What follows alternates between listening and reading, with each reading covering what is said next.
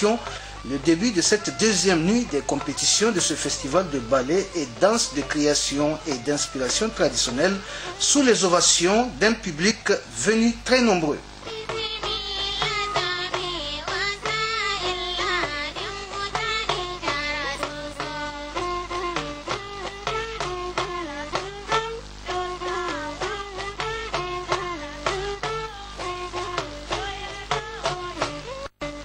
Ce furent ensuite les régions de Niamey et de Maradi d'entrer en compétition catégorie ballet avec les œuvres intitulées respectivement Magané Gargaja, allusion faite à l'importance de la médecine traditionnelle, et Gawon Barki, retraçant 220 ans d'histoire de Katsina Maradi.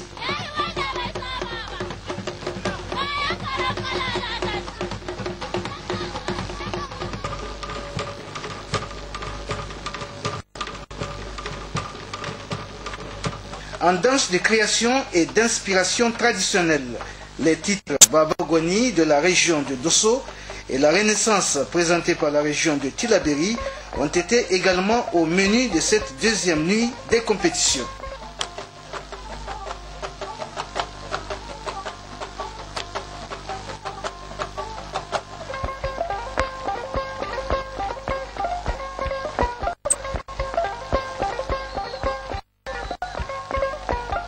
Ce dimanche soir, le public aura le plaisir d'apprécier les régions de Tillabéri et d'Agadez en ballet et celles de Difa et de Tawa en danse de création et d'inspiration traditionnelle.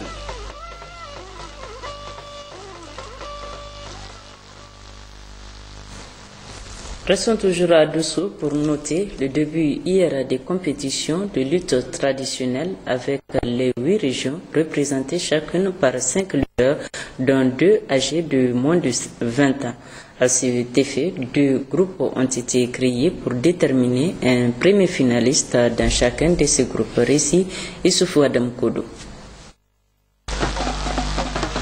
Ambiance au diapason de l'enthousiasme à l'hippodrome de Dosso. Non pas pour voir les beaux étalons, admirer les lutteurs, où un bel espace de fortune a été aménagé pour la circonstance. Et en dépit de l'éloignement entre le lieu de compétition et le centre-ville, le public ne s'est pas fait prier pour venir voir un certain Bindigaou, toujours égal à lui-même, un certain Tassou Ibrahim de Maradi, l'un des meilleurs lutteurs du moment. À cette même crème s'ajoute une autre supplémentaire, la catégorie inférieure réservée aux moins de 20 ans, histoire de consolider la base, avec une certaine particularité, d'autant que ce sont même des lycéens et des étudiants de l'Institut national de la jeunesse et des sports qui ont opté carrément pour la lutte, à l'image de ce trapu du nom de Mani Moussa. Bref, la lutte en ce premier jour de compétition a ravi considérablement la vedette aux autres disciplines. Ainsi donc, 40 lutteurs, dont 5 par région, repartis en 2 groupes de 4, A et B, sont en pleine confrontation. Dans le groupe A, Lona, Zender, Difa, Tawa et Dosso. Dans l'autre groupe, le B, Santan, Lona, Agadez, Maradi, Tillabéri et Niamey. La finale opposera les premiers issus des 2 groupes. Le règlement majoritairement est celui du sabre national, sauf au niveau de la durée. Nous sommes observés 3 minutes de combat pour la première partie, intercalée d'1 minute de pause et 3 autres minutes pour la seconde partie. La finale interviendra dans les 24 prochaines heures. À cet effet s'ajoute la course équestre, donnant encore plus du charme aux festivités, raison pour lesquelles l'hippodrome de Dosso, à l'instar des autres infrastructures sportives, a connu une innovation majeure, créant une commodité et suscitant encore plus d'engouement pour les amateurs des équidés. Ces mêmes spectateurs venus voir la lutte ont eu droit à savourer plus de 3 courses, et non de moindre. Il faut le souligner, depuis le 11 décembre, l'hippodrome de Dosso vit cette animation au rythme de 3 rencontres par jour, regroupant toute une gamme de talents, comme on le dit dans le jargon hippique, les pur sang. Et c'est vrai, on les a vus à l'œuvre dans différentes confrontations, comme celle du prix du Centre national de transmission sanguine, le CNTS, sur 1200 mètres avec 22 chevaux au départ. La deuxième course, dite prix Sama, Assurance qui a toujours accompagné l'hippisme dans plusieurs manifestations et c'est à juste titre d'être présente dans ce genre de manifestation. Une course assez relevée de pas de distance avec 1400 mètres avec 7 concurrents. Au finish, c'est l'écurie Gatroni qui a magistralement remporté la partie normale en apprenant que d'abord le nom du cheval, tenez-vous bien, est Niger, espèce assez coûteuse qu'une marque de véhicule 15 millions de francs CFA à prendre ou à laisser, et cela rubis sur ongle. La troisième et dernière course, prix Capital Finance, 1400 mètres, remporté par un Milela. Deuxième, le cheval Zumunti, et le troisième, le cheval Pi.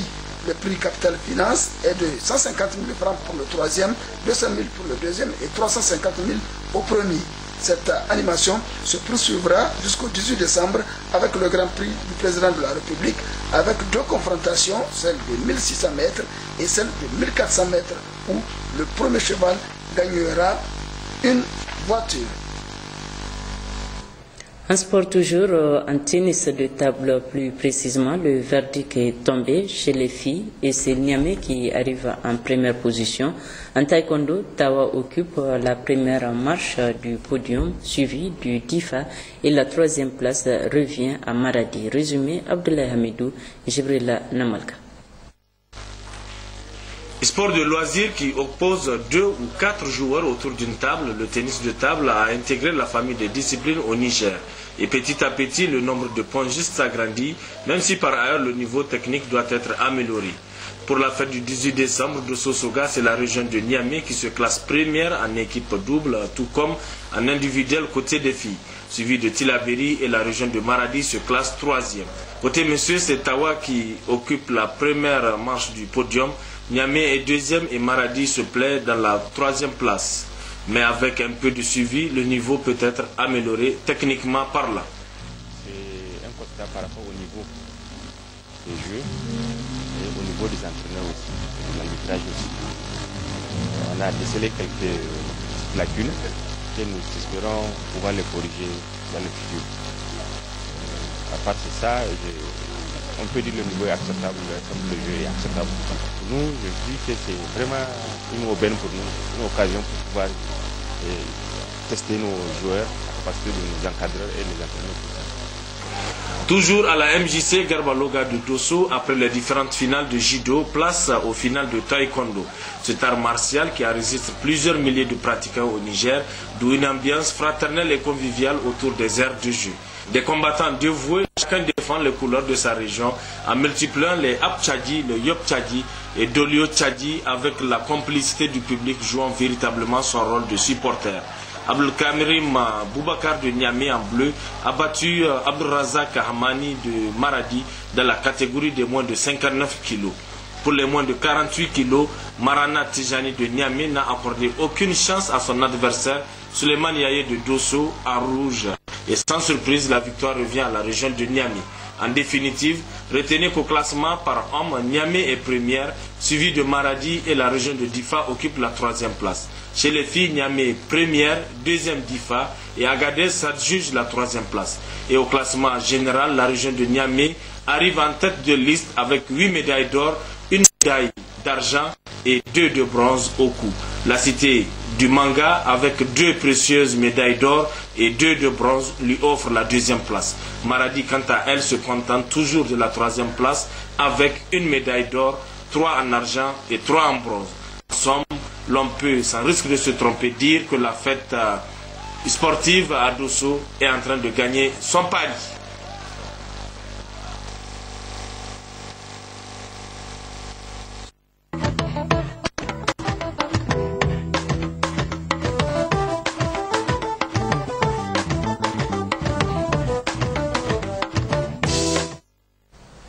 Je l'annonçais en début de journal, session extraordinaire dite de plein droit ce matin à l'hémicycle de l'Assemblée nationale, session convoquée suite à l'arrêt numéro 18 du 11 décembre 2014 rendu par la Cour constitutionnelle qui s'est gardée de se prononcer sur la validité ou non de l'élection du député Amadou Salifou au poste du président de l'Assemblée nationale au vu de quelques manquements constatés. La session extraordinaire qui a a permis de débattre de la question ce matin a été une fois de plus favorable au député Amadou Salifou, réélu président de l'institution avec 72 voix pour, 1 contre et 0 abstention. Tahirou Hassan, Salifou Garba et Mariam Dago. L'arrêt en tant que tel dit que le compte rendu sommaire transmis à la Cour est indispensable à l'examen de la question de l'invalidité n'ayant pas été signé par le vice-président et l'un au moins des secrétaires parlementaires conformément à l'article 108.4 du règlement intérieur. La Cour ne peut en l'état s'en servir pour se prononcer sur la question de la validation ou non de l'élection du nouveau président de l'Assemblée nationale. De conformer aux règles, cette session extraordinaire dite de plein droit a été convoquée. Après l'appel nominal des députés et après lecture du contenu de cet arrêt et des dispositions prévues par le règlement intérieur en la matière, une liste a été ouverte pour permettre aux honorables parlementaires de se prononcer sur la question. À tour de rôle, ces députés se sont exprimés sur cette question visant la réélection des nouveaux présidents de l'Assemblée nationale. C'est ainsi que, d'un commun accord, il a été décidé de suspendre ces travaux pour la conférence des présidents en vue de proposer le calendrier des travaux de cette session extraordinaire. Le calendrier proposé, les parlementaires ont poursuivi les débats sur la validation ou non de l'élection du président de l'Assemblée nationale. À cet effet, le président de séance a demandé aux députés de passer au vote pour mettre fin aux discussions. Épisode au cours duquel l'opposition parlementaire s'est abstenue du vote en quittant la salle. N'empêche, l'on a procédé au vote sur l'invalidité ou non de l'élection du président de l'Assemblée nationale. Ce vote a donné 101 voix pour, 0 contre et 0 abstention, ce qui déclare invalide l'élection du 24 novembre dernier. Ainsi vient l'étape d'un nouveau vote d'un président pour l'Assemblée nationale. Une seule candidature, à savoir celle de l'honorable Amadou Salifou, a été enregistrée. Celui-ci a été élu président avec 112 voix pour, 1 contre et 0 abstention. L'Assemblée nationale étant composée de 113 députés, la majorité absolue pour être élue est de 57. Ainsi, M. Amadou Salifou, ayant obtenu 72 voix pour sur 113, soit la majorité absolue des élus, est élu président de l'Assemblée nationale.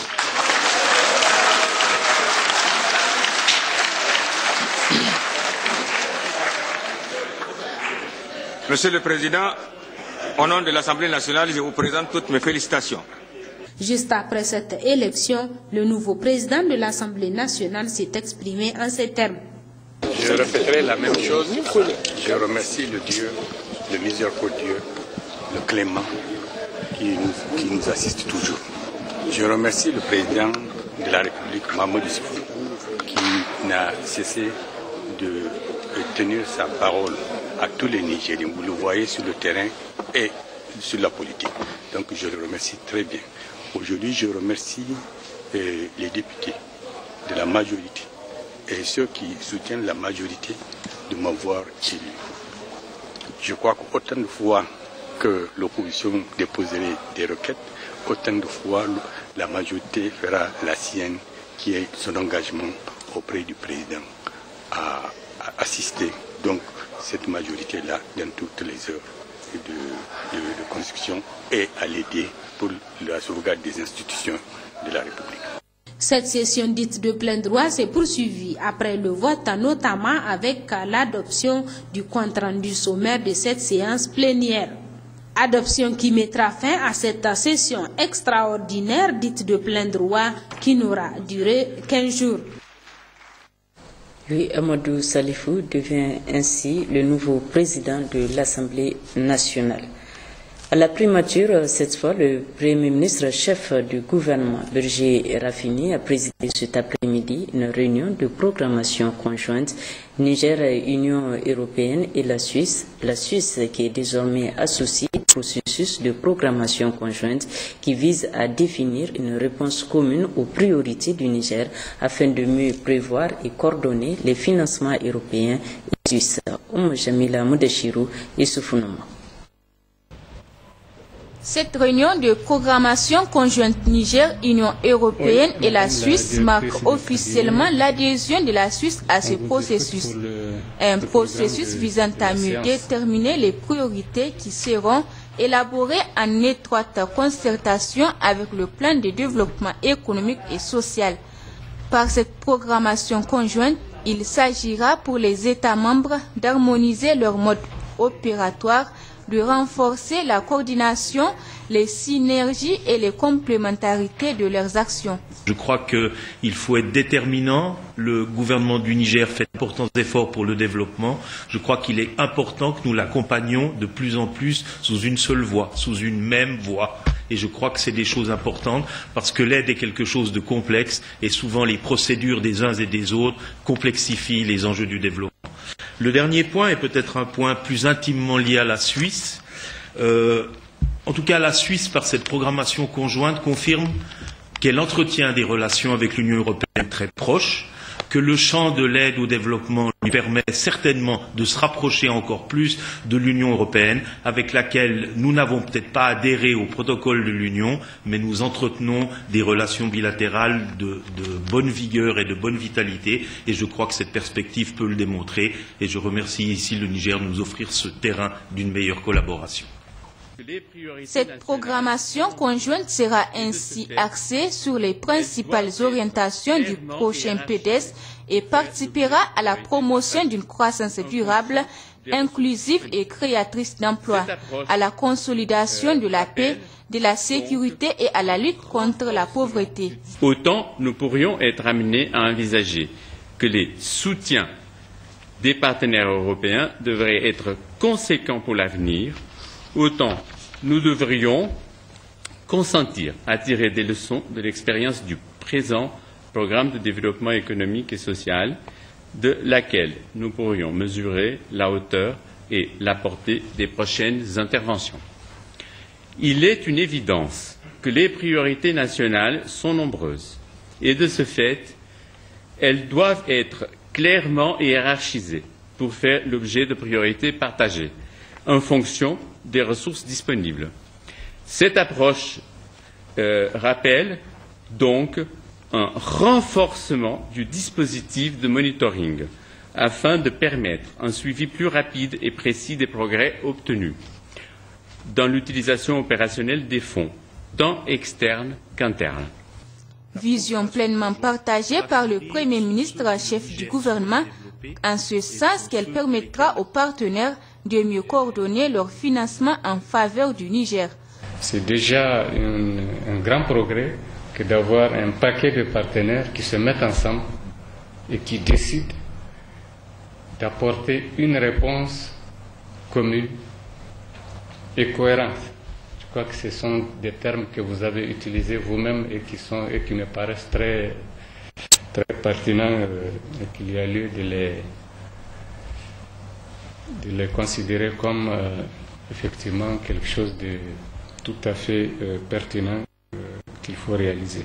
En termes sécuritaires aussi, surtout dans le contexte actuel du Sahel, sont assez lourds.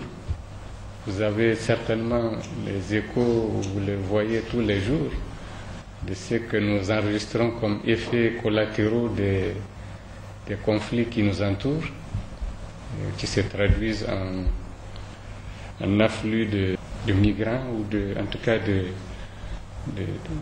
déplacés ou de réfugiés. Cela vient nous compliquer davantage notre situation, mais nous pensons qu'avec l'aide de nos partenaires, nous allons pouvoir contenir ces mouvements. En conclusion, c'est que cette dynamique, nous la saluons, mais il ne faut peut-être surtout pas que, notamment au début de cet exercice, que nous enregistrions une baisse de l'aide. Au contraire, notamment dans les débuts de cette dynamique, il va falloir que nous puissions compter sur un renforcement de l'aide pour peut-être atténuer, pour arriver, disons, à progressivement aller vers effectivement une diminution. Mais dans un premier temps, je pense que cet exercice a besoin d'un renforcement de cette aide. Pour les différents partenaires, la prise en compte de certains paramètres permettra d'améliorer la situation du Niger. Il s'agit notamment de la démographie galopante, les défis de l'éducation et du climat des affaires à travers la promotion du secteur privé et la faible consommation des crédits. Coopération toujours avec cette rencontre ce matin entre l'État du Niger à travers le ministère du Plan, de l'Aménagement du Territoire et du Développement communautaire et les partenaires techniques et financiers. Intervenant dans la mise en œuvre du programme économique et social PDS 2012-2015. Rencontre au cours de laquelle le ministre du Plan, Amadou Boubacar Sissi, a rappelé le niveau d'exécution des différents projets. Khadija Touzada a côté au glace. C'est en présence des partenaires techniques et financiers du Niger, des ambassadeurs accrédités au Niger, des membres du gouvernement et de plusieurs autres personnalités qu'a eu lieu ce matin cette réunion du comité État partenaire du plan de développement économique et social 2012-2015. Pour le président du comité des partenaires techniques et financiers, coordonnateur résident des Nations Unies au Niger, cette réunion représente une étape importante dans le processus d'échange fructueux entre le Niger et ses partenaires au développement sur l'identification des priorités du développement du pays. La revue conjointe du PDS a cependant mis en exergue la fragilité des réalisations et leur faiblesse au regard de la grande vulnérabilité de l'économie aux chocs exogènes, comme les effets des changements climatiques sur la production agricole et la gestion des terres, ou l'impact des questions sécuritaires, mais également des mouvements de population et aux dynamiques internes telles que le fort taux d'accroissement démographique, sans commune mesure avec le rythme de création de richesses et de développement des services sociaux de qualité et les importantes questions humanitaires. Tous ces éléments d'analyse montrent que la situation met en jeu des facteurs combinés et complexes d'ordre intérieur, mais également extérieur, renforcés par un contexte politique et social en lien avec la préparation des prochaines élections. Dès lors, il s'avère nécessaire de mieux comprendre les grands enjeux qui façonnent le présent et le futur du Niger. Évidemment, il appartient aux Nigériennes et aux Nigériens de décider de leurs priorités. Pour le ministre d'État, ministre du Plan de l'Aménagement du Territoire et du Développement communautaire, cette réunion s'inscrit dans le même registre que la rencontre du dialogue politique organisée au cours de la revue sur la mise en œuvre du PDS tenue en avril 2014. Il s'agit ainsi de mener un dialogue inclusif, franc et direct avec l'ensemble de nos partenaires au développement sur les perspectives de développement de notre pays, le partenariat entre le Niger et les bailleurs de fonds et les moyens de le renforcer. Mesdames et messieurs, vous comprendrez toute l'importance et l'intérêt que le gouvernement attache à cet exercice qui fait date dans le processus de développement du Niger, car il se tient à un moment de grands choix stratégiques pour notre pays. En effet, notre double ambition est de parachever la mise en œuvre du PDS avec des résultats probants pour les 380 jours restants et d'engager le processus de préparation du nouveau plan 2016-2020 qui tirera ses orientations de la stratégie de développement et de croissance inclusive Niger 2035. Nous voulons, dans cette démarche, nous intégrer dans l'agenda mondial de développement, dominé par la préparation du cadre pour la mise en œuvre des objectifs de développement durable et la prise en compte des menaces multiformes auxquelles fait face la communauté internationale. C'est dire que plus qu'une présentation du bilan de la mise en œuvre du PDS pour l'année 2014, nous comptons partager avec vous la rétrospective de la mise en œuvre sur les 3 années de mise en œuvre, tant au niveau des financements, des réalisations physiques que des contraintes majeures relevées. Le ministre d'État, ministre du Plan de l'aménagement du territoire et du développement communautaire, a enfin exhorté les participants à cette rencontre à un débat constructif et inclusif aux fins de procéder sans complaisance à une analyse approfondie de la performance globale du programme Niger et PTF.